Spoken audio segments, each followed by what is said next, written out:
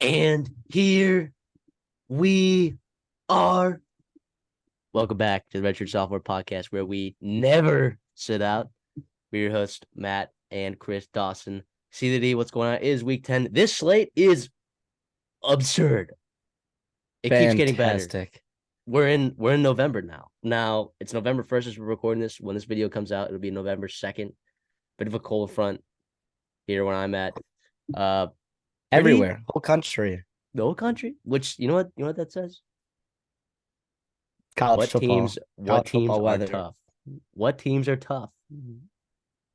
So We got we got a lot of big games here. We actually had trouble narrowing these games down. We only picked about 9 of these games, but there were 2 others that we could have talked about.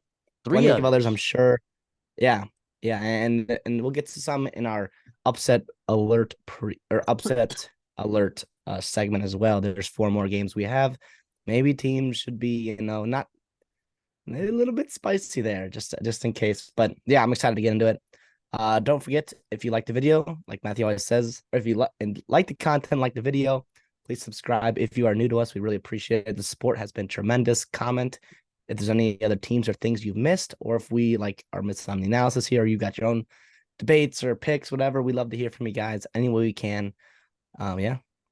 Also, if you're a fan of a particular team and you have particularly important injury news, please share it in the comments because we all know injury news in college football is an absolute poop sack, right? It's the worst. It's the worst. But I love you it though. I guys, love it though. I Keep it kind of like it, competitive. but also, Coaches being paranoid. yeah, I mean, well, if you're a coach, now's the time to be paranoid, you know? Oh, But as content creators, it's very tough. Very tough yeah, as for content exactly. creators. But no, we But we're love almost it at though. We 100. love it. Like you said, we're almost at 100 subscribers. So we appreciate all the support you guys have been giving us. With all that being said, oh, also some best bets as well. We only got 3 right now, but if you follow us on Twitter, you're going to get some more this week. You should have been following us on Twitter to get the lines where they were at when we got them, because those lines are no longer valid for the ones that we will show you. So let that be a lesson. Follow us on Twitter at the Redshirt Soft. All right, you ready, CD? Let's get into this Yep. first game. First game recovering. Of course, it's Oklahoma State. Bedlam. The last one in the foreseeable future. With, gosh, a couple weeks ago, we couldn't have imagined the stakes of this game. We couldn't have imagined it. This is basically the winner of this game is going to have a clear path to the Big 12 championship, leaving the other one out, presumably. That is crazy. That is crazy. And guess what? Oklahoma coming off a stinger of a loss to Kansas. Probably shouldn't have lost that game. Dylan Gabriel did not look good throwing the ball. Kansas ran all over Oklahoma. You know who also runs all over people? Ollie freaking Gordon from Oklahoma State. We've been tuning his horn the last few weeks. He's unbelievable. Alan Bowman playing good football. Oklahoma's on a 3-game tear. And guess what? In all 3 of those games, they were dogs. Nothing changes. Nothing changes for me. Give me the Cowboys. Give me the +6. And give me them to win straight up at home. Stillwater Wow. is going to be obnoxious. Stillwater is going to be obnoxious. The Cowboys are not afraid of Oklahoma. And is Oklahoma's wide receiver? Is he back? He's not back. Andrew Oh, Anthony. Joel Anthony. Yeah, he's not back. Not that Well, I what heard do you of. know? What do you know? Give me the Cowboys. Save a horse and let's ride these Cowboys. I love that, man. Boone Pickens Stadium right now. We talked about it. Magical things happen in certain stadiums in America in college football, and this is one of them. The lowest ticket right now is $311. You best believe they're really going to be popping come Saturday afternoon there. It's 2:30 ABC kickoff. I love the Oklahoma State pick. I love that you're riding with Mike Gundy. And typically, every time I spurn Mike Gundy, it backfires. But I'm going to do it again. Listen, I think that wake-up call against Kansas, that was a huge wake-up call for this team. They scraped their way past UCF. You saw it in the bye week We were worried about maybe a letdown after the Texas win, and they have not been playing good football. The thing is, this is a good football team. Oklahoma State just scares me. I cannot, like, yes, what they've been doing, really, really impressive, right? The way they manhandled Kansas State, the way they beat Kansas, right? Handled West Virginia, Cincinnati, obviously demolished. They've been playing great football ever since they inserted Alan Bowman in the starting lineup, ever since they started feeding Ollie Gordon. Much different football team, especially at home versus on the road. The difference is this is a rivalry game. Throw all that stuff out the window.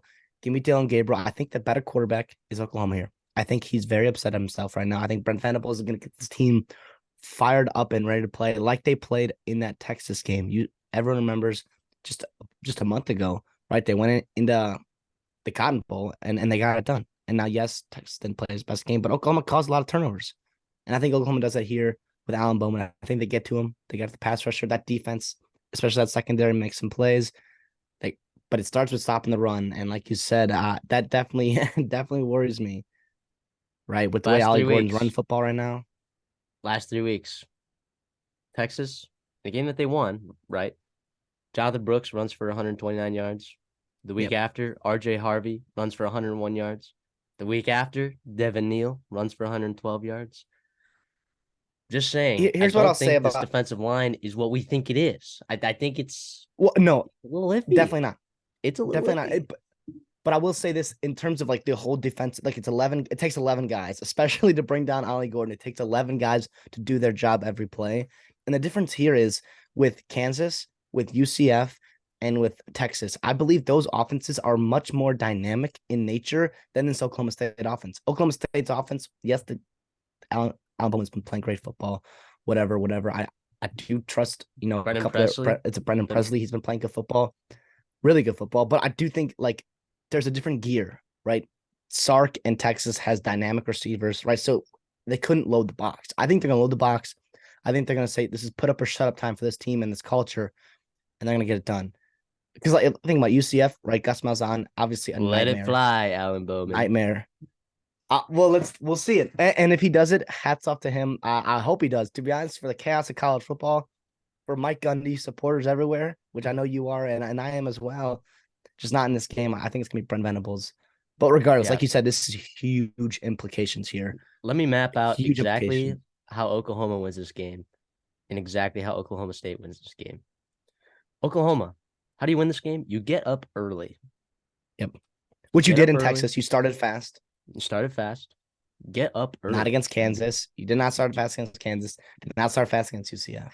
Do not waste time putting up points. Go for on fourth down early, right? Get after them. Get that 2-touchdown lead early. Force Oklahoma State to switch their game plan. Make them throw the ball down, right? And in the fourth quarter, when has Ollie Gordon done his most damage the last couple of weeks, by the way? It's been in the fourth quarter, right? He wears defenses down. In closer ball. Yes, exactly. So if you're in a close ball game in the fourth quarter, or trailing, or God forbid trailing, you can catch me live betting Oklahoma State, right? Even if it's like a 1-touchdown game, I think Oklahoma State will still run the ball. I think they understand their identity. They understand how they win football games. It took them a couple weeks to figure that out, but gosh. And here's the thing: if Oklahoma State does win this, dark horse Oklahoma State 40-1 that we took at the beginning of the season. That you took. If you're watching our Big 12 previews, all I'm saying is it looks pretty smelly. So this is gonna be awesome. This is going to be on. You have multiple TVs, right? Like what's your one game, your A game, your B game, your C game. This is my A game. Yeah, this is my A game at a pretty loaded 2:30 slate, by the way. No, for sure. And I will say this too. For me, I think that the matchup to watch here, and not in terms of like the entertaining matchup, because I think the entertaining matchup is going to be Ollie Gordon against that front seven. Danny Stutzman, obviously, very popular college football player. I think it's that secondary against Oklahoma. I think that they believe that is a real strength of their football team. We talked about it for multiple weeks. Woody Washington, Peyton Bowen, right? All those guys back there. I think they're going to be able to line up and just play man on man and just shut down those Oklahoma State wide receivers. I get it. Presley's a good player. I get it. Jaden Price, good player. But I think they can run 8 in the box, 7 in the box sometimes, and get after Ollie Gordon. And then when it's 3rd and 10, then you can, do your fun Brent Venables style blitzes and defenses on 3rd and long. That's where he gets you. I think for Oklahoma, you would love to put your offense in short fields. No, what was interesting though is what I loved was Oklahoma, even in a loss last week, their running backs ran the ball well. It was Dylan Gabriel in the passing game. Now you mentioned that at the beginning, Andre Anderson being out is huge. Is huge. They need Nick Anderson. They need Drake Stoops to step up. Are those guys good enough to get it done in Bedlam? Ugh, I don't I know. don't know. I really don't know. But I do think Dylan Gabriel. Here's the question for you. And now this is I don't this is crazy. I know a lot of more people are talking about this with Texas in terms of, is Arch Manning going to play in terms of true freshman quarterbacks? What happens if Dylan Gabriel stinks in the first half? Do you pull him for Jackson Arnold? Let's say I don't know. you're down If 10 you at if you half. genuinely think Jackson Arnold gives you a chance to win the game, then you do. But otherwise, I think look, they've ridden Dylan Gabriel the whole way. They rode him against Texas, obviously, which they got a hot start off too, right? Of course, and he played awesome. What and Eh, you had Andrew Anthony. Like that's Yeah. Now, if I, he I gets don't I hurt, don't think actually, if he gets hurt, I'd be pretty nervous as an Oklahoma State side taker on this show. I'd be pretty because nervous. they're not game planning for Jackson Arnold as much as they would be for Dylan Gabriel. Obviously, that staff, ever since Jackson Arnold stepped on field for Oklahoma or stepped on campus, they've obviously done their scouting report, whatever. Like they're not going to be, oh my gosh, who is Jackson Arnold? Like they know who he is. Obviously, everybody does in college football, but I don't know. I think I agree with you here. I think it's not a Dylan Gabriel fault. I think it's just the offense, the state of the offense right now, and how they're going. But as an Oklahoma picker, I don't believe that's going to be the case. I think they're going to get it done. 6 is a lot to cover in a rivalry game. I get it on the road, but I think a touchdown here will do it, and that's what I'm going to see. Let's talk about another Big 12 matchup that is absolutely magnitudes this game has on the outcome of the Big 12. Kansas State at Texas. Texas minus 4.5. Wow. I mean, Kansas State, after losing to Oklahoma State, which we thought was a terrible loss, shame on us to think that, uh, they have stormed back. They're playing some of the best football in that conference right now. Well, and Missouri, on the road at Missouri, at Oklahoma State. Those are two. Missouri's in the top 12 or whatever in the new college football play, 13 in the new college football playoff, and Oklahoma State is playing great football, just about as good as anybody in the country right now. Yeah, they're kind of a wagon right now. So yeah, give me Will Howard. Give me the plus 4.5 and give me them to win straight up. I think Malik Murphy is good. We saw that in the spring game. I don't think he looked amazing this last game. I don't think he looked very comfortable. I think maybe another week he could get settled in. Uh, but Texas is pretty banged up on the defensive side of the ball right now. Kansas State's defense been flying around. If like I think Texas is gonna have to run the ball really effectively this game. And if they don't, then they're in a lot of trouble. Will Howard's been slinging the rock around. He's been slinging the rock. Also, DJ Giddens, of course, been getting an administration award. I mean, it's been awesome. Avery Johnson as well, getting on the Yeah, ground, and the 2 quarter system has worked. I mean, I was the guy that I did not like it. We put him on Houston upset alert last week, and they 41-0, just like that. Both quarterbacks played fantastic, and obviously the old adage, like if you have 2 quarterbacks, you have none. I don't think that's the case. I think in some scenarios, there it's not the end of the world. Obviously, if you're Kansas State and if you're Chris Kleiman, you would have loved if Will Howard was just a stud and take that leap that we thought he was going to take. he is kind of. But I think he's really he's been good. he has been beginning of the year he was not great. He made some bad decisions in the Oklahoma State loss, missed some throws in the Missouri game as well. Who would have liked to have back, but Avery Johnson brings that dynamic to this offense that is just different, right, with his legs, and it's really interesting. I do agree with everything you said. I think Kansas State's a wagon right now. I think Malik Murphy struggled. With that being said, Malik Murphy played bad. I thought bad, and they won 35-6 against the BYU team that was actually playing really well in conference. And I, I think Sark. This team is different this year with Texas. I know they lost against Oklahoma, but they've rebounded well since then. Um, I know it's hard to take. I just think Texas, I don't think they need Malik Murphy to do everything. I think Jonathan Brooks can have a really good game. I think the defense can cause some turnovers, even though they're a little bit banged up. I know you said that. But I think Malik Murphy get 2 weeks to get settled in. Sark has a game plan for him and ready to go. Like, yeah, I think Texas is gonna get it done here. I'll take the 4.5 points at home. I think it's a big deal. Not having to go to Manhattan. But like you said, this is huge implications. People forget. People wrote Kansas State off after that Missouri loss, and then a couple weeks later they lost to Oklahoma State. People wrote them off. They only have one loss in conference. They control their own destiny, right? The rest of the way. Um, yeah, this is a huge matchup. Huge matchup. You would have loved to see Quinn Ewers playing this game, obviously. You hate when star players, especially quarterbacks, get hurt. But I think Texas is deep enough. I want to ask you a question here, though. Do we see Arch Manning? Do we see Arch Manning? No, he is not ready for this. If Come we see on, him, he's my guy. if we see him, I will feel indefinitely better. Well, sorry, I will feel infinitely better about taking Kansas State straight up and plus 4.5 on this show. Without a doubt. Because now what I did hear is that they have been splitting reps in practice. I don't think it's been 50-50, but I do think they are getting Arch ready to play if he has to. And to me, that does that worry you about Malik Murphy? Like, the thing is like Sark really likes him. Like, he could have gone in the transfer portal. He could have gone else places. And Sark and the NIL there like went out of their way to keep him. No, it does not. It doesn't worry me about Malik Murphy. I think he's just making sure. Like, here's the thing: if Malik Murphy goes down, like Arch Manning is going to have to play a few games before Quinn Ewers gets back. For the And Big those 12 and folks, they would need Arch Manning to be good in those two games. road games, two road games at TCU Yes. and then at Iowa State. Iowa State, we talked about, also only has one loss in conference. The Big 12, there's 5 teams that are 4-1.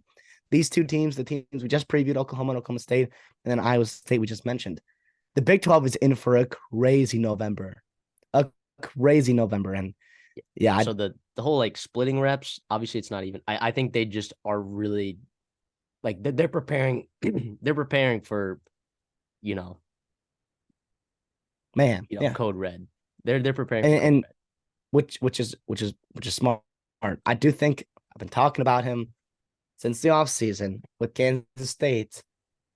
Khalid Duke, man. He's got 5 sacks on the year, right? Not what I thought he was going to be doing, but still productive. He's been banged up a little bit. This could be a game where it's a good O line for Texas, but there's some in the pass protection. There's been some liabilities there. I think he can make a play and be the difference in this ball game if it were to flip over to Kansas' side. I do trust Malik Murphy. I do like the running game of Jonathan Brooks. He's been a very nice, I would call it surprise, but there was a lot of hype around Cedric Baxter, right? Gray and some of these other running backs there at Texas, but he's been incredible. So you're on Texas and the points. I'll take it. Texas minus 4.5. What's the keys for Kansas State if they're gonna win this game? What's it gonna be? What's it gonna be? Will Howard. I think it's gonna be up to Will Howard to kind of exploit. He's got to make banged up secondary. And he's got to make plays on third down, right? I think that's gonna be the difference in the football game. I think there's a legit quarterback edge here for Kansas State. Like, Will Howard plus Avery Johnson is just better than Malik Murphy. And now I wouldn't necessarily say that Kansas State's offense is better than Texas as a whole because, well, I do like DJ Giddens. Right I now, like it's Phillip close. Yeah, exactly. But now the weapons, obviously Texas on the outside weapons, but you need to get the ball to those weapons, right? So what good are weapons if you don't have the quarterback edge? Yeah, but we're seeing that now in another part of Texas, closer to College Station. We're seeing that. Sark, though, Sark's a difference maker, right? And it's hard to factor in. Like, there's some coaches in college football, Mike Elko. Like, it's just hard to pick against them. It's very hard to pick against them. And Sark can be the difference. 2 long touchdowns can be the difference in this football game, and them covering and not covering. Wow. So the first 2 games we're looking at OU, OSU, and Kansas State, Texas. We're both fading each other. That's awesome. But how fantastic would this be? Real quick, for the new Big 12, man, wouldn't you love that commissioner? Wouldn't that put a smile to his face if Kansas State and Oklahoma State get a dub, and they have another conference championship, missing both Oklahoma and Texas as they leave for the SEC. Wouldn't that be That would just be a gigantic middle finger. because it 3 weeks ago it was a much different feeling in the Big 12. You had Kansas State was struggling, Oklahoma State nobody knew was this good. Iowa State just lost to Iowa and Ohio, and like it was a real mess. It was the new Big 12 comers were getting blown out in their games. Like it was a real mess. And now here we are in November, and it's gonna be a dog fight to the very end.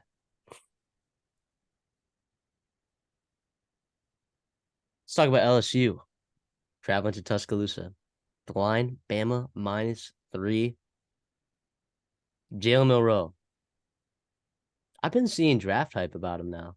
All of a sudden, he starts throwing the deep ball like he should be really well, and he's moving around the pocket. All of a sudden, people are really, really liking him.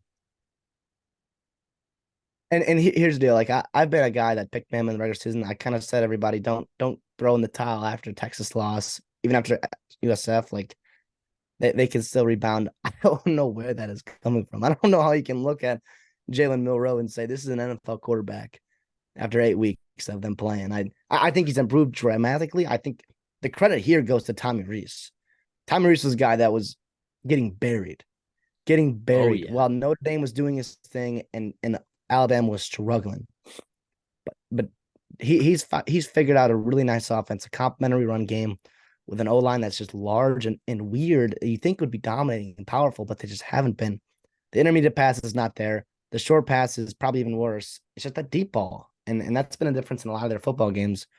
Playing good defense, running the football, and taking shots when it's there. Yeah, I agree. Speaking of offense, there's a really good offense that Alabama's playing today. Granted, it's going up against a defense, unlike it's probably seen this season. All right. Jaden Daniels. Sorry. Jaden Daniels for Heisman. I will speak for you. I'm sorry. Those are the words that are coming out of Christopher's mouth right now. I'll say it for him. I'm sorry. Is that what you wanted to say today? You know what? I've been I took LSU's under in the offseason, and I did it because It looks I good. said this specifically. I said, well, the under looks great. But the reason I took it was Jaden Daniels will not progress to be able to throw the deep ball. Oh my gosh. Horrible take from me. Absolutely. Now that it turns out I ignored a lot to of be other fair, problems on this football team. we hadn't seen a ton of evidence that shown that he could throw the deep ball. Well, he didn't really need to last year, and this year with a defense that's awful, a running game that took a while to get going. It's been better as of late, right? The addition of the transfer Logan Diggs from Notre Dame has helped a lot. Ready for these stats right here? 552 yards per game on offense from LSU. 47 points per game they're putting up. 340 passing yards with the completion percentage of 70%. 26 touchdowns to 3 interceptions. 192 passer rating in the ground game, which they found recently, which is scary because they didn't have that early in the season. Their rushing attack was Jaden Daniels, who's still a leading rusher, by the way. But Diggs is getting after it there. 200 yards on the ground per game, 212 yards, 5.8 yards per carry, another 22 touchdowns on there. This is an electric offense. Of course, this secondary from LSU is terrible. It is terrible. And they were hoping for some injury luck or some good news coming out of the bye week, and it sounds like that is not the case. No. They were looking for some reinforcements. Denver Harris, Deuce Chestnut, like they were looking for some guys, and that's not going to happen. They're, quote, currently not with the team, whatever that means.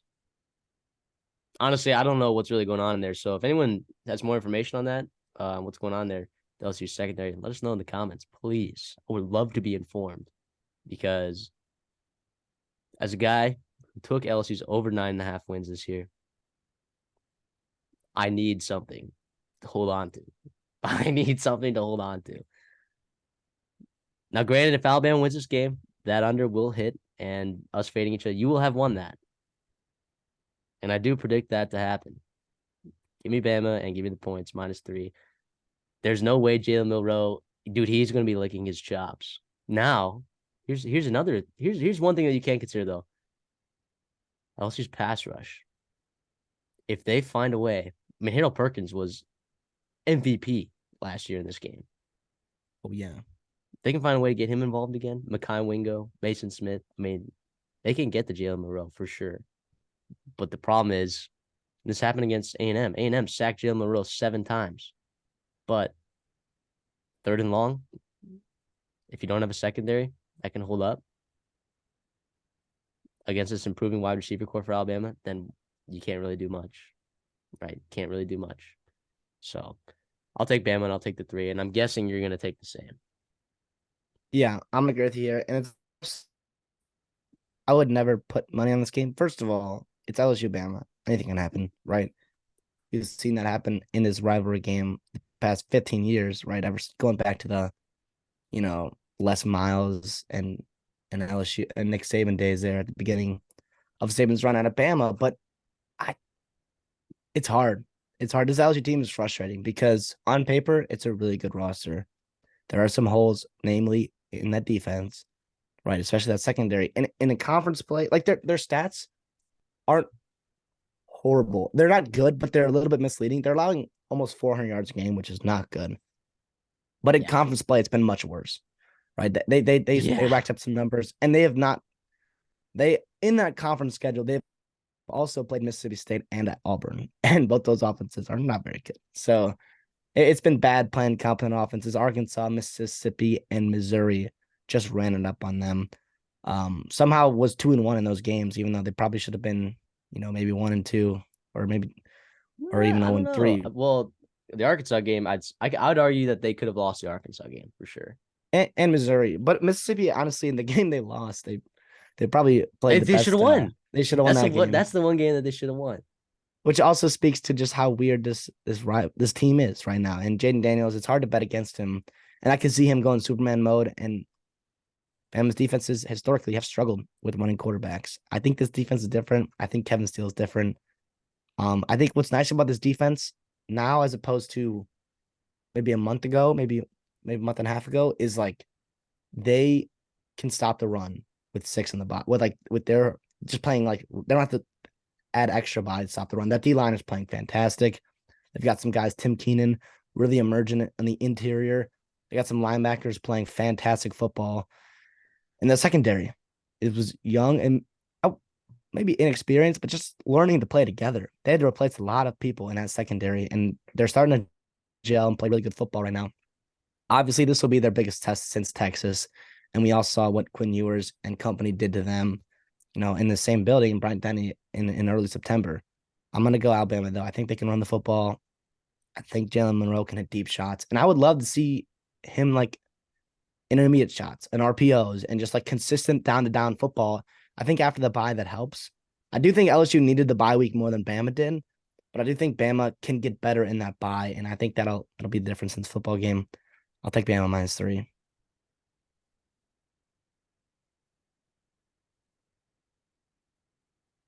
More SEC. Georgia at home versus Missouri. The line is 15.5. Missouri, ranked 12 in the college football playoffs, getting 15.5 points against Georgia on the road. No Brock Bowers. What is your interpretation of this line? Is this disrespectful to Missouri?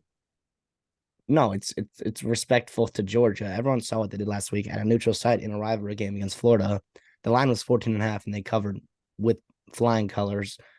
And you're coming back home. And I don't think it's crazy to have Missouri and Florida power rated in the same stratosphere. It's not too big of a difference between the two schools.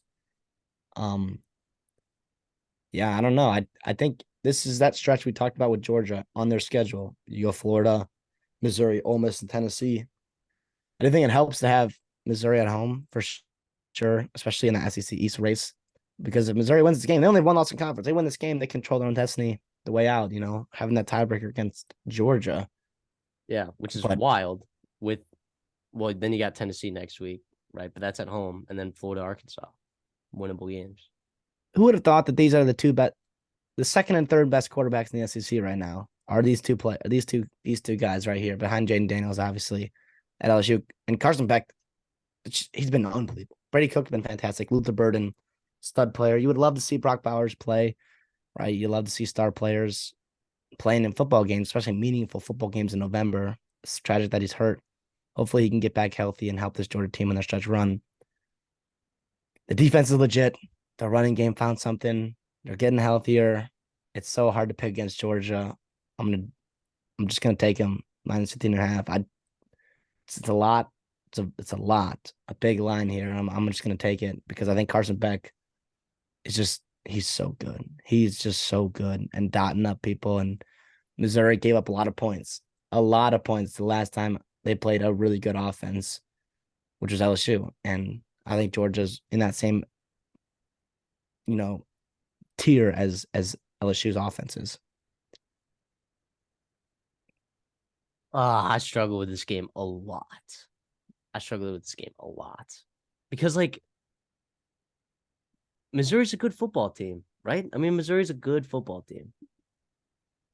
I wanted to pick Missouri. I wanted to find reasons to pick Missouri. My goodness. And also too, like I've stunk at picking SEC games on this show. Like I've stunk picking these And games. weird. They've been weird this year. And gosh, Missouri on the road. Am I going to do it? Am I going to lay 15 and a half? I think I'm going to do it. That's a lot of points. It's a lot of points. The first half line, I think 7.5. Kind of smelly. Georgia's had a tough time getting out to good starts. Even against Florida. Florida went and marched down the field, on that first drive. The question is, can Missouri run the ball with Cody Schrader? Can Brady Cook do what he did last year in this game? Man, yeah, I think Missouri gives them trouble. I think Georgia wins though. So give me Missouri plus 15 and a half. Give me Georgia to win those straight up. Yeah, I will say I, when that game was competitive, ETN ran the ball well against Georgia. I think Traeger can have a similar success. yeah. Now Ray Davis did not run the ball well when Kentucky played them.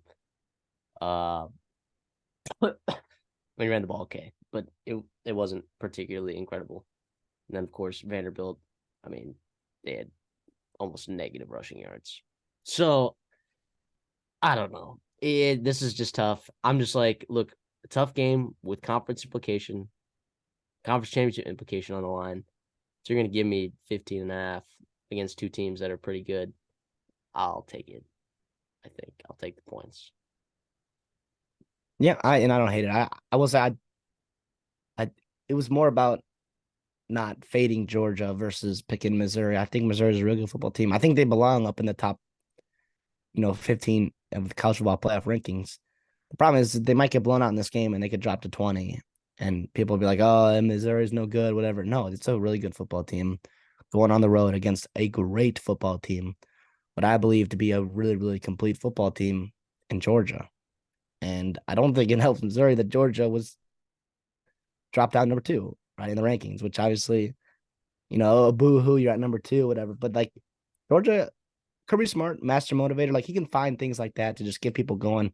If they need an extra edge in this stretch run, and I think Georgia knows exactly how good Missouri is, and I don't think they're going to overlook them. I don't think they're looking ahead to Tennessee or Ole Miss in the next couple of weeks. I think Georgia's going to take this stretch one game at a time and just grind their way through it and get a win here and cover and just go home injury free, hopefully, in Sanford Stadium. Let's talk about UCLA at Arizona. Boy, oh boy, oh boy. This is a good game. Line's Great at 3. game. I believe it opened at 1.5. There's still 1.5 out there, by the way. FanDuel is begging you to take UCLA minus 1.5. Begging you. Don't know why they're so different from everyone else. Like literally there's threes across the board, and then just that 1.5 there. I struggle a lot picking this game. But I think UCLA and Oregon State are built pretty similar in the sense where I think they need to actually they're not built similarly. Sorry. I think they're similarly like rated teams, if that makes sense. Yep. Yep. That's the correct. They're built very differently. I didn't mean to mistake that. Oregon State obviously runs the ball a ton. Defense a little shaky. UCLA much better defense. But guess what? UCLA on the back end isn't it's vulnerable. They can get got. That front seven, granted, is amazing. They can get got there. And Arizona's defense, Johnny Nansen, has had those boys fired up. Give me Arizona at home to win and to cover. Oh, do I like that? I love that. I love that. I'll let you. I'm gonna sit on it for just another minute. I'll let you talk about it. Okay, I'll try to convince you to take Arizona. Here's why I'm taking Arizona. I think they're playing fantastic football. I think in a very, very hard stretch. We talk about Washington at USC, at Washington State versus Oregon State and now UCLA. They've been playing fantastic football all the way through. They had a bye week thrown in there. I would argue a much needed bye, right? And Vita, it's just playing awesome. They got weapons everywhere. I get it. UCLA's defense is probably one of the best in the Pac-12. I wouldn't call it maybe the best, but it's really, really damn good. Arizona at home, though. It might be the best. Yeah, exactly. Yeah, it's very respectable. I'm not going to discredit their defense at all. I just think their offense, their quarterback situation, it's weird. I don't like it. I don't like going on the road with quarterback controversy, I guess you could call it. I mean, is Garbers a guy? I mean, does the locker room buy that in? They got to go to Arizona. Teams have struggled in the desert this year. I think there's something about it. Oh, 9:30 p.m. Central Time, 7:30 local time there in Arizona. It's primetime game there on FS1. I'm gonna go Arizona. I'll take them to win. Obviously, I'll take 3 points if you're giving them to me. I think this is a scenario where the wrong team is favored. I think Arizona is just playing really, really good football right now. At home. You're telling me neutral site, there's 6 points, 6.5 points between these football teams? I think not. In that case, I'm gonna go Arizona. This game is so smelly. Like this smells trap line to me. 1,000%. And here's the thing, like Fafita. Trap line for who? Like they want you to take Arizona. You think the line's too high? Well, no, I don't. I really don't. I think this is a great line. I just think that they want you to take Arizona. That's my thought. And here's the thing too, Fafita, smaller guy, right? Listed at 5'11". That dude's like 5'9". Come on. We all know it. He like what happens when he gets pressured? I will say this. I thought he was fantastic against Washington, who has got a great D line. I thought he was fantastic against Washington State. I don't know that I think I disagree D-line. with you there. I don't know that Washington's D line is amazing. Maybe not great, but yes. And Braylon Trice is elite, obviously. They got some guys in the interior there as well. Yes, I do believe UCLA and Utah, which they still have on their schedule, will be the best D-lines they play all year. But also at the same time, like, their wide receivers, McMillan and Cowan, are so good that they don't need time, long plays to develop. They can just get open on a quick hitch route, quick in route, and a nice little, like, just easy completion for Fafita, slow down on offense. And I think they found something in that running game. It's been pretty good all year, but last week in that second half with Williams and Coleman was really, really good. Really, really good. I thought they ran the ball. Thing, though, like UCLA is giving up 2 yards a carry on the year.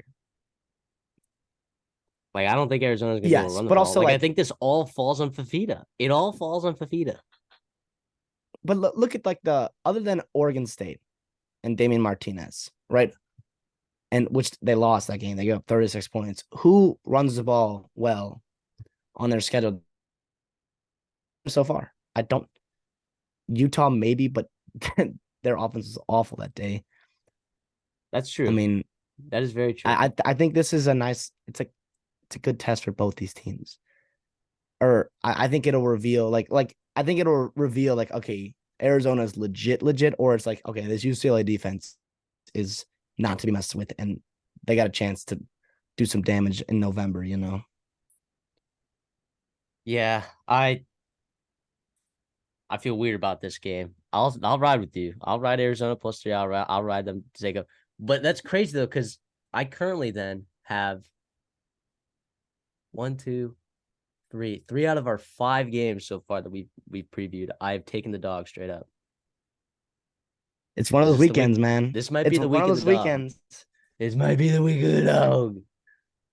Uh, okay, yeah, I'll ride with you. Well, like Judd it might be the Fish week of says the thank dog, but you. let's go Wildcats. How about that? Exactly.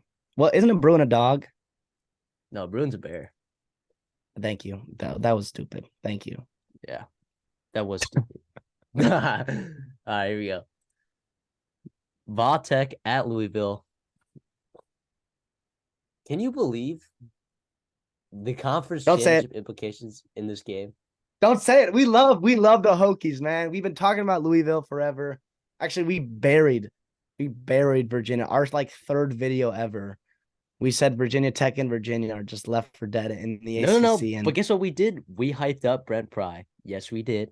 Yes, we did. that's true. But we were thinking We for 2024 and beyond, not for this year. The recruiting's been really good. Oh yeah. Look, the switch to Kyron Jones has been immaculate. Immaculate. That's Which just we been talked lights about, out. by the way. We wanted him to play from the beginning. Yeah, because Grant Wells, we've seen that guy play. Yeah, exactly. But we've also So seen Jack Plummer play. We've also seen him play at home. We've seen him play really, really well at home. we've also seen They, him just hand the ball to Jawar Jordan and beat Notre Dame and beat Duke. Duke, That's all he did to win those games. but it's not a bad strategy. Not a bad It's not. strategy at all. It's not. Virginia Tech's defense, though, has been a little frisky the last couple weeks. Not gonna lie, which makes this game really, really interesting. So I Yeah. don't know. Do you have a lean right now? Virginia Tech's a weird football team. They went 1-3 in that conference, and their only win was Old Dominion. They lost to Purdue, who's awful. Rutgers, who actually is going to make a bowl game, and that's not a terrible loss. And then at Marshall, which I guess, we are Marshall, Matthew McConaughey, and all that. But I don't know. Everything wants me to take Vatek. Everything wants me to take Vatek just for the mayhem of it, just for the story. Right. I see like you pounding the table for that. I don't know, man. Louisville's been my team since the beginning. I took them as a dark horse to win the ACC. I took their over on the beginning of the year.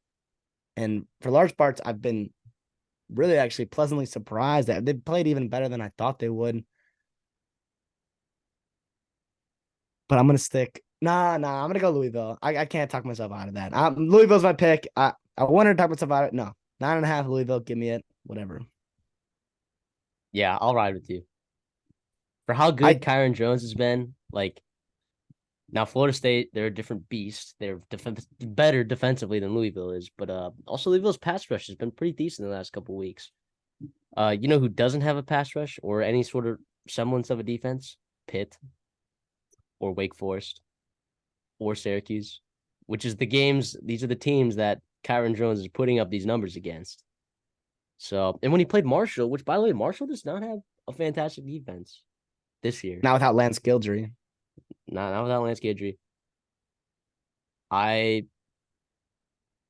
Kyron Jones's legs has been really effective. I think he ran for 75 yards and 2 touchdowns against Marshall. But just give me Louisville. I think they're just a much better team.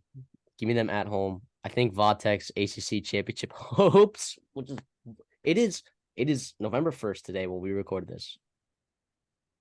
Virginia Tech, Boston College, and The Yellow Jackets. and Georgia Tech Yellow Jackets all have now some of them have a slimmer chance, have a chance making the ACC championship.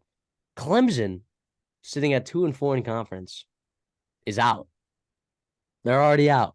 They still have Notre Dame in the out of conference on their schedule and South Carolina. Jeez Louise. Oh, goodness. So credit Voltech. Credit Voltech. What did they start? 1-4, or they started? They started, Something yeah, like that. Won 3 of their last 4 games, anyways. So they're up there in the conference standings. They're actually third in the conference standings right now, behind Florida State and Louisville.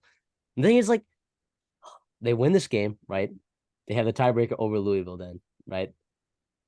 Then the rest of their schedule is Boston College. They get NC State, but at home, and then at Virginia. Are you telling me, like if they win this game and they beat Louisville, they have more, I would say more than a 50% chance to make the college football, or sorry, to make the ACC championship? What does that say about the ACC? What does that say? I mean, if that happens, I just think you have a couple scenarios here. I think Virginia Tech, which no one really looked at. I guess at the beginning of the year it looked tough, but right now their schedule is awful. They have Florida State and Louisville.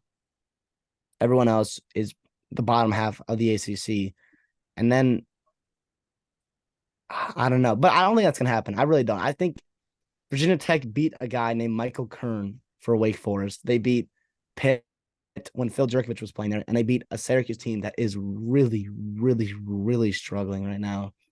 Yeah, that's an understatement.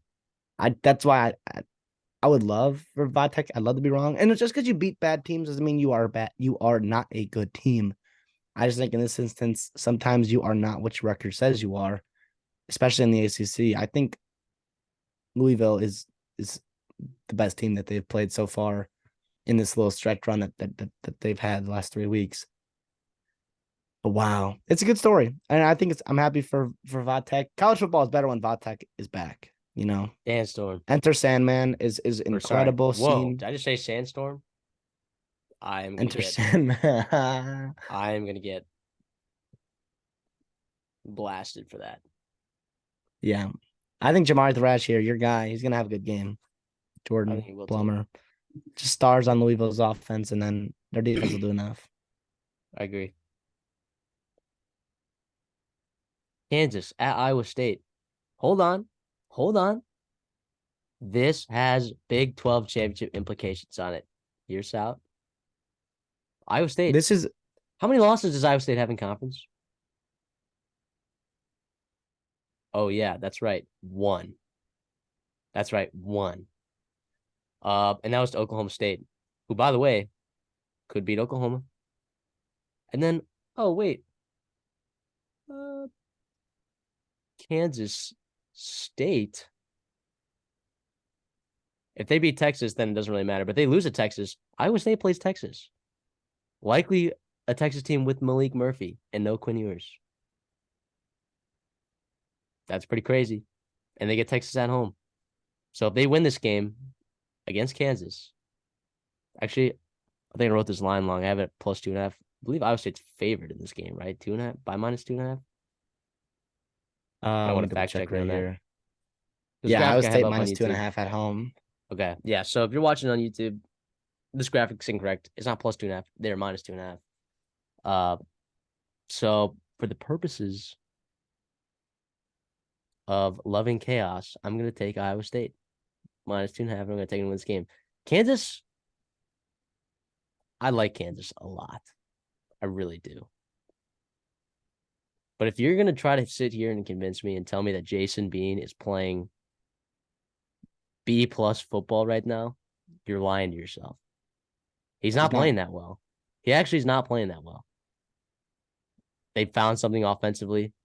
Rocco Beck's been taking care of the football, which for some reason quarterbacks don't do when they play Kansas. Wild, crazy. I don't know how they do it. They're just frisky on defense, scoring points. Give me the Iowa State Cyclones. Give me the team that's on the rise, finding something on offense. Gosh, I really like the way Rocco Beck's playing right now. I really do. We were He's a both fun here at the quarterback to beginning of the watch. season. We were on the JJ Cole train, the Roscoe Peak Cole train. Rocco Beck has found it. Whatever it is, he has found it. It's awesome to see Matt Campbell and Iowa State playing good football. They come back home to Jack Trice Stadium after a 2-game road trip for them. I will say, like, Iowa State on one hand, like, not like who have they beat, but like who have they beat? You know, like Whoa. and here's what I'll say They here. beat an Oklahoma State team. Before Oklahoma State was the Oklahoma State we know today, and right before we like that was they were still playing better at the time. But that was a game. Remember, we were pounding the under on that. We're like, these two offenses stink, and then they put Well, up that was the first 60 game points. that was the first game that Alan Bowman played the whole game. That's true. That's not crazy. But also, I think Oklahoma State's better. I think, not to take anything away from Iowa State, right? They ran into Oklahoma, who was playing really good football at the time, and they just buzzsawed them. But like TCU, Cincinnati, Baylor, right? None of those teams really moved the needle for me in the Big 12, obviously. But to But me, at it's the same eye time, test. that's what I'm saying. Like we talked about it in the last video with Vatek and beating the bottom half, the bottom feeders of the ACC. Like you can do that and still be a good football team. It's also how you look. Iowa State has looked really, really good, right? In doing so, the eye test is really important when trying to pick these games, especially in college football when not everyone's created equal, not every schedule is created equal, right? Especially there's so much variance every week to week with these teams and these 18 to 22-year-old kids playing. You get 12 different versions of them every year. I think you called it exactly right. Jason Bean, there's a significant quarterback advantage here, and it is to Iowa State. Rocco Becht is actually playing fantastic football. The Big Ten. No, the quarterbacks in the Big Ten stink.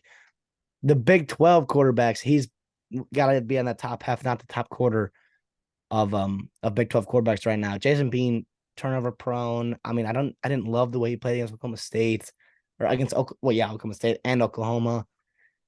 They should not have won that game. It was weird. Lightning, the delay, and Devin Neal, and like I don't know, turnovers, red zone issues. I think Iowa State He sees didn't that. even. I think they can. They put up 51 on UCF, right? Jason Bean. Here are his stats in that game: 8 for 12, 91 yards. Devin Neal Turnovers. ran for 151. Highshaw ran for 134. McDuffie ran for 91. I'm sorry, Jason Bean. I actually like Jason Bean as a player. I like him as a college football player. I like rooting for him. I think he's got wheels. I think he has kind of like a different level of athleticism than a lot of players do on the field. Like when he's on the field, he's one of the more athletic players on the entire field. I just really like this Iowa State team right now. I also like the idea of Iowa State having a chance to what would be, I guess, like if they beat Texas, they don't clinch the Big 12 because they'd have to still beat Kansas State. Actually, Yes, that as might long not as be true. Kansas Yeah, State's under. they have to beat both of those teams. Unless Kansas State like drops another one along the way. Like if they drop to Kansas on the road, then I don't know. I want to I see. just Wait, real quick here. My pick is going to be Iowa State, and I'll take -2.5 as well. nice. I mean, yeah, I'm with you there. So you got a lot of favorites this week. In the week of the dog, you're taking a lot of favorites. Well, how could I pick against Rocco Beck? At the same time, also, wouldn't it be nice to see Oklahoma State and Iowa State rematch in Cowboy Stadium? Wouldn't that be It would be. incredible? That'd be. We don't imagine we don't get the Oklahoma State. Or sorry, we don't get the Oklahoma Texas rematch. We get the Oklahoma State Iowa State rematch. That'd Dude, be ESPN so. would be so upset. The TV producers there would be just that'd be a big, F you to those guys. But I love it though. I think the Big 12, we talked about it. We talked about it at the beginning of the year. The Big 12 is the conference to watch. Now the Pac-12 or the Big 10 or the SEC, whatever might be the best conferences. But the Big 12 is the most entertaining, and it has been like that for a couple years now. And November will not be any different. Yeah, Kansas has been a great story though. I mean, they're ranked. They're ranked, and they're They just only beat 2.5 point Oklahoma. dog. Yeah, They just and beat Oklahoma. they had a tough schedule too, and they're awesome. And without their quarterback, the Big 12 preseason player of the year was Jalen Daniels, and he has been hurt Yeah. for most of the year. And Yeah. being credit to him, who came back, could have transferred, could have gone pro, could have retired, whatever. Came back and said, Yeah. "No, Well, he I'm would gonna have ride these guys retired. out." He would have. I think he He could actually have had that transferred. conversation with Lance Leipold, and yeah, well, I think he had that conversation with Lance Leipold. He said, "I'm done after this year." But then when he came in late, Like after that Arkansas, where he just absolutely when they should have beaten Arkansas in that 2-point conversion in the bowl game, and he just Yeah, missed the throw. Uh, I think the story is he came back in his office and was like, "Yeah, I'm not done." So can't on that. can't end on that. So pretty awesome story. Let's talk Mountain West. Boise State at Fresno State. I have a picture of Logan Fife up there. So, or no, that's Mikey Keene. No, that's Logan Fife. That's on me. Whatever. Quarterback situation with Boise State. You want to talk Also about it? interesting. Yeah, I'll talk about it. So we got our guy Taylor Green, who we talked about at the beginning of the year was going to be a dynamic player for Boise State, has been in our lineup a little bit of injuries, a little bit of benching. It's been kind of inconsistent. Boise State in general has been inconsistent as a typical team that is the class of the Mountain West, and they have really disappointed, especially in out of conference. Right, they started 1-3, in out of conference, lost some games maybe they shouldn't have or close games, whatever it may be. But they've gotten the conference play and they've really hit their stride, especially last week, beating Wyoming, coming home after just a brutal, devastating loss at Colorado State. They get it done last week in dominating fashion at home against Wyoming. And Maddox Madsen, right? Mad Max is a nickname the Broncos fan base has given him so far. He's come on, and they've kind of they split carries, they run two quarterback system for a couple weeks now. And then he came in, Taylor Green fumbled, and he came in and he kind of took over. And I expect him to get most of the snaps, if not be the outright starter in that game. Which He is is the such leader a of the offense dagger. now. Taylor Because Green's in his you're looking at the head of the Taylor Green fan club.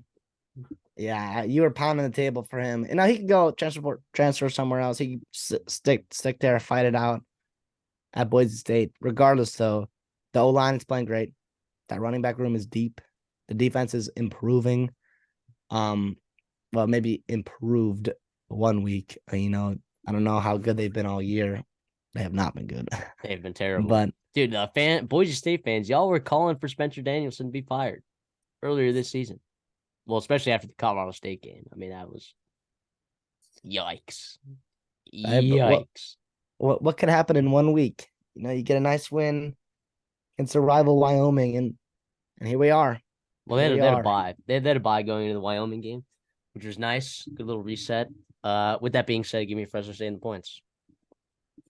Mm, Because now, granted, I have a picture of Logan Fife up if you're watching on YouTube, but Mikey Keene, number one, he played really well last week, I thought. Now, granted, they've been the benefactor of a lot of turnovers. In fact, they lead the country in turnover margin this year. And that's not necessarily a credit to Mikey Keene because he's been careless with the football at times. But I just think they're a much better team. This Boise State team, like that Wyoming team, is not meant to throw the ball. They stack the box. You stop Whaley. You stop that ground game. Like a Wyoming team is never going to be built to throw the football. Even with Josh Allen, they were not built to throw the football because you can't. Like in November in Laramie, you're not going to be able to throw the football effectively. We've seen that. Mikey King couldn't do it in September or October, whenever they played. It was October. I don't think that Wyoming offense is very good. I think we're starting to see more what that Wyoming team actually looks like. Now, granted, Fresno State lost to that Wyoming team, but I don't think that at this is Wyoming, a though, in necessarily improvement. Laramie. I think Boise State fans after this game and after the Air Force game are still going to be calling for Spencer Danielson's name. Yeah, I mean Ashton Gianti's also injured, likely out for this game. Shouldn't Yeah. miss too much time though. But George Halani coming back at a really good time. Yep. The fact that Yep. he played after having 0 snaps since week 1 and just coming in having 20 carries like that when they needed him was pretty valuable. I don't know that he looked exactly like himself, but he's still a really good running back. I mean, he's probably still one of the better running backs in the entire Mountain West, right? Like, if not the Yeah, best when healthy, even without Ashton Janty. So, yeah, but give me Fresno State. I know where you're going to go with this, though. I'm gonna go with the Broncos, man. I think they're catching fire at the right time. I've seen Fresno State play. They just haven't impressed me. They have not impressed me. Even in their wins, they continue to get it done, but at the same time, like it's gonna catch up to them at some point. And I think this is the time it does. Eric McAllister, dog, really, really good player. I think we know that. He's a wide receiver for Boise State there. I do think it helps to be at Fresno State. Bulldog Stadium. It's actually a pretty electric atmosphere there. I'm sure it'll be rocking this week. But I think Boise State's gonna catch fire here. I think, like I said, the running game. I think Taylor Green, you're gonna miss his explosiveness in the running game, but down to down consistency with the young Mad Max, man. He's been nice to see. He takes care of the football. He spreads the ball around. McAllister, obviously, his main weapon. You mentioned Janty getting hurt. That was huge. He was a bell cow in the run game. He was a nice receiving threat as well. At 30 receptions on the year already. But he mentioned George Holani. We talked about him in the preseason. Holani being a guy come back from injury, a veteran dude who's played really well in Mountain West. That helps to have experience back there. Yeah, I'm all riding this Boise State team to turn around in Mountain West. They can still do everything they want in the Mountain West, right? They have a tough schedule, right? At Fresno State, Air Force finished the year, but they can get it done. I think they can really get it done. And Mad Max has got to do it for them. Yeah, I don't trust this Boise State team at all. I still don't. Not yet. Sorry. I I'm mean, I'm looking to be ahead of the curve. yeah, maybe you are. Maybe you are. Who knows? I do think it's interesting. Like this line is only 3. Like neutral side, it's a pick 'em, right? And I think Boise State. I think it's hard to calibrate for the Mad Max effect, right? Madison or Maddox Madison, right? So who So knows? I I guess. I mean, I don't know. I think this Fresno State team is way more talented than this Boise State team. Like across the board, they are more talented. Now, granted, Boise State's still in the Mountain West race. They could still compete. I mean, if they win this game, then I believe they're in second place in the Mountain West. well, they're already tied for second right now, right? Excuse me, I'm so With sorry. Fresno It is State. well, Fresno State, UNLV's up there. It's those 3 tied for second. Technically, Fresno State has the Tiebreaker over UNLV, tiebreaker of right? UNLV, but with 3-way tie, they're all up there, all 1 losses, trying to catch Air Force. Yeah, no. It's I not do think the happening. total's interesting play here. I think both these offenses could put up some points. 55. It's a higher It's line, not going but on Dawson's Diner. I'm sorry. well, I'm not. Well, I know you like the unders this year, anyways, but I do like the unders. I think I They think were both not these good to me last week, quarterbacks though. can get it done. Well, let's talk more G5. Let's talk Oh, Sun Belt. Let's talk a team that can't win the Sun Belt Conference Championship because it's criminal. James Madison because the and Georgia NCAA is State. terrible. And Georgia State, who's still fighting. They have a chance to win that division. Granted, Georgia Southern has the tiebreaker now over them. Still, there's a slim chance that Georgia State could still make. But also, Georgia State's 6-2. Like they're still fighting to get a good bowl game. Oh They're yeah, fighting for a lot more. Darren Granger's been really good. I think we knew that he was going to be good. Robert Lewis has been a very good receiver for them. Of course, Marcus Carroll with over 1,000 yards already on the season through 8 games. That guy's a monster. workhorse. Just came off a 200-yard game against Georgia Southern. But you know what James Madison's really good at? Defending the run. Yeah, Defending the run. Marcus Carroll has almost 200 touches already at this point in the season. That is absurd. That is absurd. 197 carries for that guy. Actually, look, you're looking at touches, right? 13 receptions, so 210 touches on the season. That guy. I think JMU stops the run. I think Jordan McLeod's a good player. I think their secondary is improving week by week, week by week. Now, granted, that yeah. old Dominion game was a barn burner. But And we we knew put it on that. up. We put it on upset alert. We knew that. Yeah, we put it on upset alert. I mean, it was just it's a letdown spot, right? Now, granted, it was at home, but Old Dominion is a tough barn. No, I'm kidding. It was obviously in James Madison, but I'm just saying there was reasons for that. They were coming off a solid win against Marshall, looking ahead to Georgia State. Uh, it's on the road, which is a tough place. I mean, 5.5 is no slouch. This game could for sure land within a field goal. And a lot of James Madison's games we've seen are close early, but then they pull away late. Uh, Now, granted, the Old Dominion game was the opposite. They got up early and then they just kind of let Old Dominion back in the game. So, with that being said, give me James Madison and the points. 5.5. Lay 'em.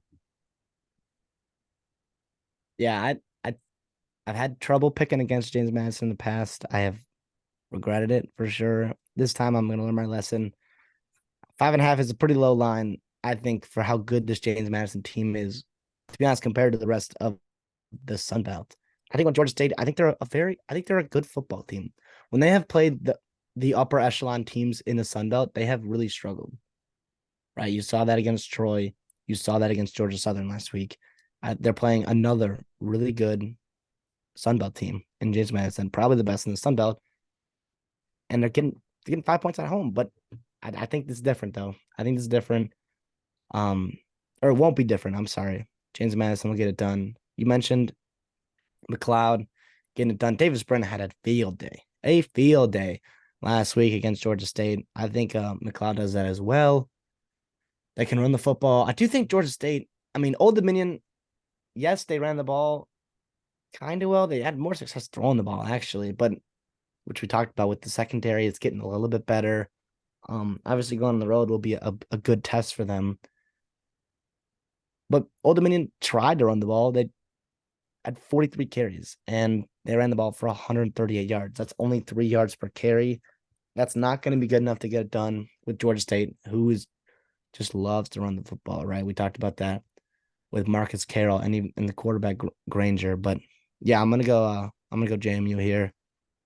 Criminal that they can't make the Sun Belt playoff. Criminal they can't even make a bowl game. Um, but yeah, I think they continue. I don't think they care about it. They're gonna make their own trophy. They're gonna make this game matter because it does. They get it done on the road in the Sun Belt. Yeah. I mean, I like this Georgia State team. I do. I Yeah, do. I mean, yeah, 6-2 already. That is a heck of a turnaround for this program. Heck of a turn. And you lose Jamari Thrash in the transfer portal, by the way, past offseason, yeah. who was like the guy for this team last year. And the reason why I was so high on Louisville this year. Well, I was high on Jamari Thrash because, you just watched him play at Georgia State. That dude was just different than the players that he was playing against. He was just better. So, yeah. But with that being said, give me JMU. Give me JMU. And yeah. Upset meter time. What are the rules of upset meter, Christopher? Basically, we're looking for teams or games that are 10-point spreads that might be worth watching, or maybe you're gonna tune in the second half and be like, "Wow, I didn't realize this team has a chance to lose this game." And obviously, we've got four favorites here on the board. It's SMU, it's Penn State, South Carolina, and Washington State, respectively. We'll break down each of those games real quick and tell us how we're feeling. If these fan bases should be worried, or if maybe they can take the week off and get some raking some leaves on Saturday if you do so have to do so. Yes. Spoiler alert there, though. I don't think any of these teams should be taking a breather. Now, okay, you're probably looking at this right now, and you're probably saying, Penn State, that line's 8.5. Well, it opened at like 12. All right. And when we made our decision to do upset meter, we knew we were going to talk about that game. Hence the line drop. Yeah, All and right. I think that's even more so the reason for us to talk about this game, because we're Yeah. not the only ones to think, hey, maybe this line's pretty smelly. Maybe Penn State, who's been struggled last week with an Indiana team that's awful, maybe they struggle with Maryland on the road here. Yeah. So, but the first game we'll talk about, let's talk about SMU. On the road, traveling to Rice. SMU. People are talking about SMU, right? They're probably currently the favorite to win the American, aside from Tulane. Uh, who, by the way, they don't play this year. Tulane and SMU do not play. And SMU's last year in the American before they moved to the ACC.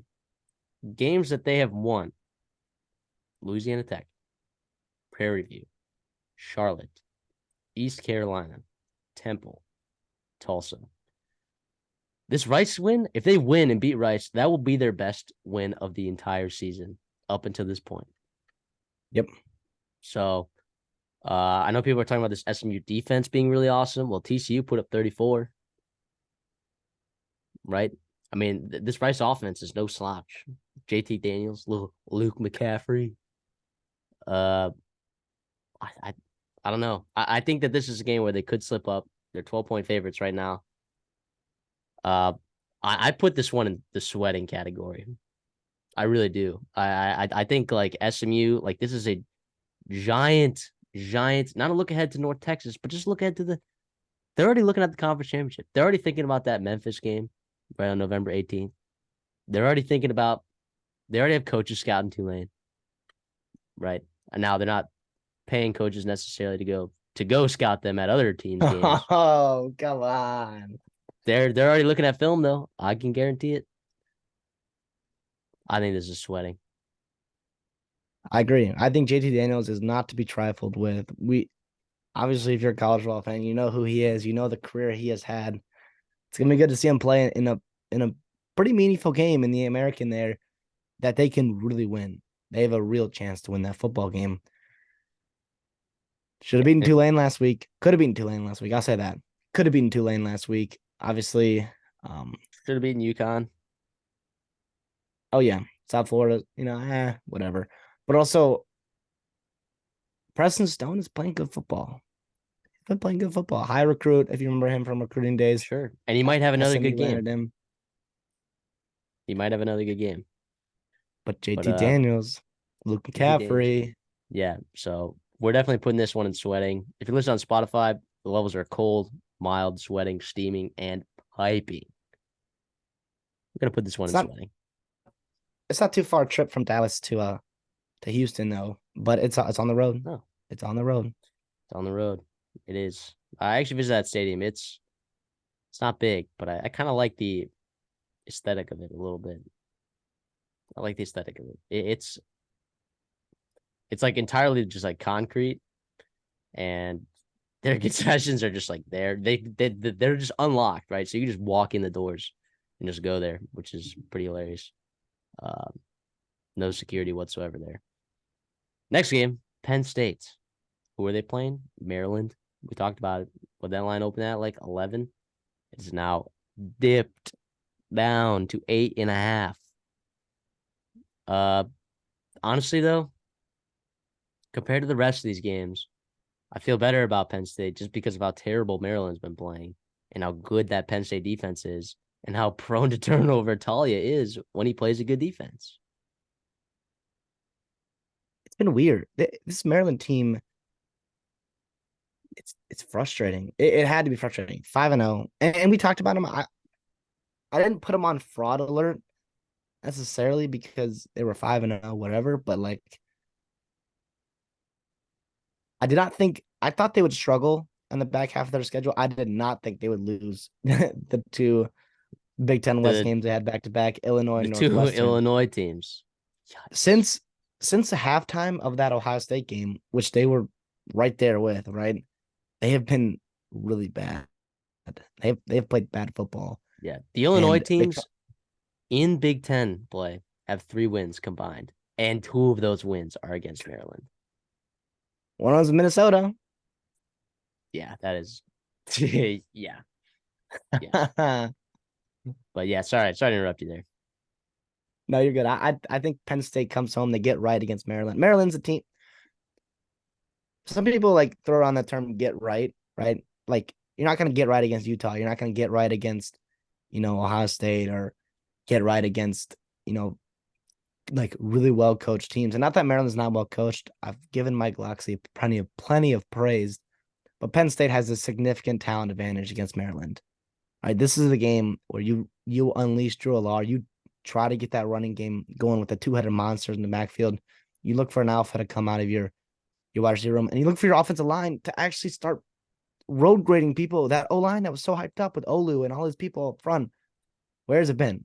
In this game, they show out. The defense comes to play like they always have. They played well. The defense. Now, Indiana was not a great showing. Indiana's awful, and Penn State at home had a real chance to lose that football game. Regardless, though, I think they get it right. I think this is your classic of let's return back to the mean of Penn State. Penn State's floor is still pretty high. They're still a good football team. And I think moving below 10 is kind of crazy. It's kind of crazy. I think sports books are probably licking their chops right now. Um, you know. All right, let's talk about the next team, the Gamecocks, playing against the Gamecocks. South Carolina at home against Jacksonville State. 15.5 is the line. Kind of bounce back and forth, 15.5, 14.5. Regardless, it's 2 touchdowns, right? Not a key number. I think this is mild / sweating. I would put it in between there, right? Real quick, not to interrupt you. If you're new to college football, or if you're, you've checked out, you're not a big Conference USA fan, like Jacksonville State, you're gonna look at this game on ESPN. Oh, look at it, they're 7-2, whatever. South Carolina's 2-6. Jacksonville State's 7-2 in the FCS. No, they're an FBS team now. They're playing in the FBS. They've played some good football. I don't know how they're 7-2, but they've played some really good football. They beat some teams. This is a little Rich Rodriguez, if you remember him, right? Oh, yeah. Old coach of Michigan and West Virginia. He's down there at Jacksonville State. Sorry to interrupt. You can continue. Yeah, I mean, Zion Webb has been the guy the last couple weeks for Jacksonville State with his plays on the ground. Logan Smothers occasionally comes in. Logan Smothers kind of stinks from watching him. I don't know how they won that Sam Houston game when I watched that game. It was an electric cover, though. I think for some reason I feel better about Penn State, though, than I feel about South Carolina, despite the lines being, that much different. I think South Carolina has – I think Spencer Rattler will elevate. Like Spencer Rattler himself, right, should win this football game, right? Like he doesn't need much. He doesn't need much help, right? Like he's just a different level of player. Nick Harbor, I get it that they're a little bit injured in that wide receiver room. They're injured in general, offensive line. I mean, they're kind of a mess right now. That's what gives Jacksonville State a chance, right? Is that this team that's on the rise, excited to be playing against a Power 5 school. Which, by the way, Jacksonville State is no stranger to beating Power 5 teams. If you remember, they beat Florida State in the last play of the game a few years back. So they're no stranger to this. So I put this one in mild, I think. I put this one in mild. I would too. I think this is Jacksonville State. When they have played 2, legit teams, Coastal Carolina and Libertyville, they got pretty badly outplayed. And even in some of their wins, Jacksonville State has not looked good. And credit to Rich Rod, credit to that staff and those players for coming out and playing hard. But I'll give some credit here to Jacksonville State. I think Malik Jackson, right, he's the best running back on both these rosters. He is a legit big-time college football player. And if he has some success against South Carolina, I think they can make this interesting.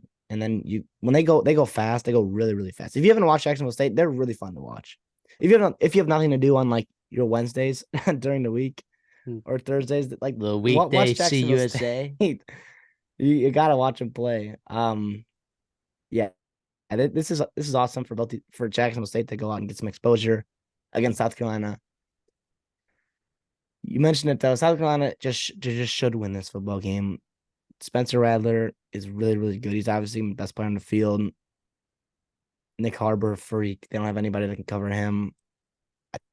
do think there are real flaws on this South Carolina team. It's a reason why they're 2-6 on the year and have just been awful in conference play. I don't know. I'm yeah, I would be.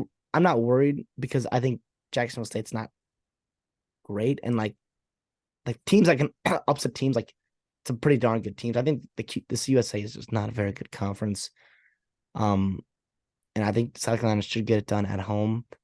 But it is really interesting. This is I'm very excited to watch this game, to catch some parts of it, and to see if Jacksonville State can hang because with playing that fast tempo offense, sometimes it can come back to bite you. You know where you try and then you're just going quick 3 and outs or quick 4 and outs, and South Carolina's getting the ball in good field position. At the same time, you could also like it's very hit or miss. It's very go big, go home, because you get a defense reeling that's struggled all year, and you can do some damage with them. With big hitters, quick slashers, and all that stuff.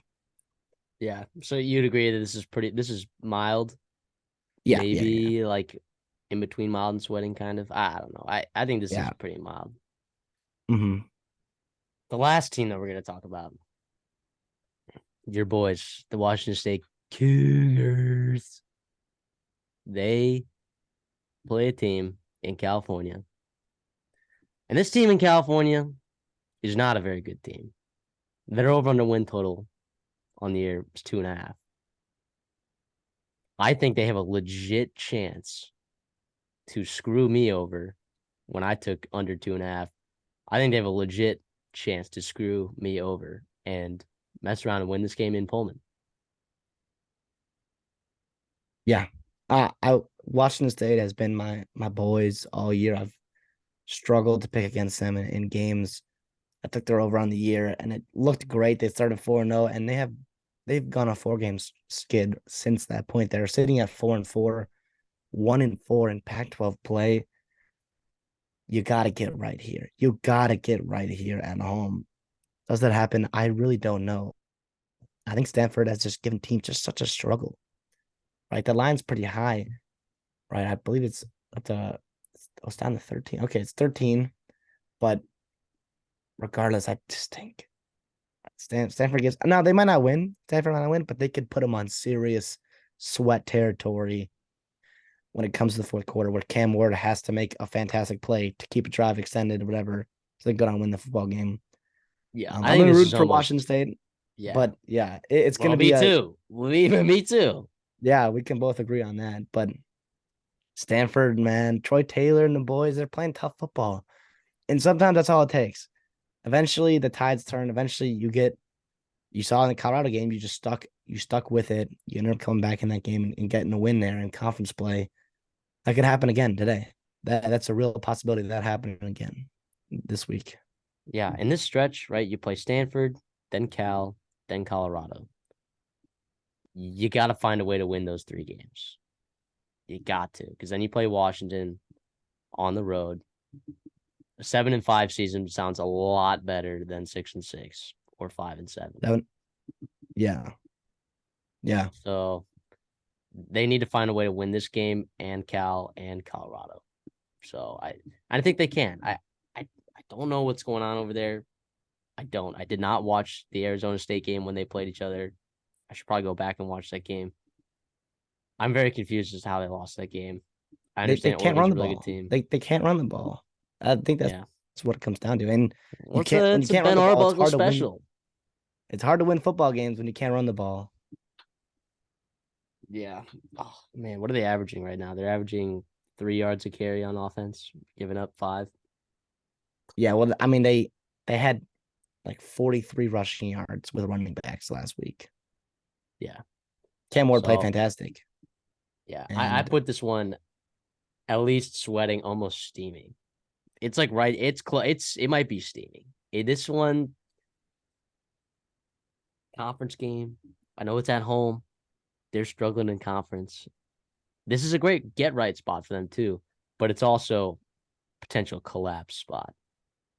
yeah, exactly. The wheels could really fall off. So I like putting that there. So to recap, we got Penn State, mild, lower spectrum of mild, right? South Carolina, also mild. You could argue, I think sweating cold. I think I could hear arguments either way. SMU, I playing Rice on the road, I think is definitely sweating, if not high mild.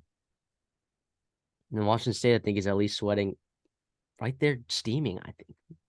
Steaming. So yeah, thank you guys for checking out our upset meter. So what do we got next? Well, we got Dawson's Diner next. Where's Dawson's Diner? Best bets on the season, 22 and 25. Not great. But again, these lines have moved. I've gotten value every single week, right? I think we're falling on the wrong side of variance. I think this turns around at some point. This week, I only got 3 plays so far, and all 3 of these plays came on Twitter. By the way, if you don't follow us on Twitter, at the Redshirt Soft, these lines have changed now. These lines have changed. So Duke Wake Forest under 45.5. I believe that's at 44, 43.5 right now. Don't buy the half a point at 44.5 to go to 45. I would just stay off it. That's a key number. Get off of it. Kentucky, they're at 3.5 now. You could convince me to maybe buy it to 3, but if you're buying it to 3, you're probably getting it at minus 135, which I don't see a whole lot of value in that. I'd rather just take the 3.5. But if you're following us on Twitter, you got Kentucky at a minus 3 earlier this week. So I would say I would maybe avoid taking them at 3.5. If you like it a lot, I would take it at 3.5. But don't buy the half a point. Don't do that. Right. You know, you will buy the half a point though for Florida State. Buy the half a point from 21.5. Get it at 21. It's only minus 120. Tell me 10 cents to cross a key number like that. Yeah.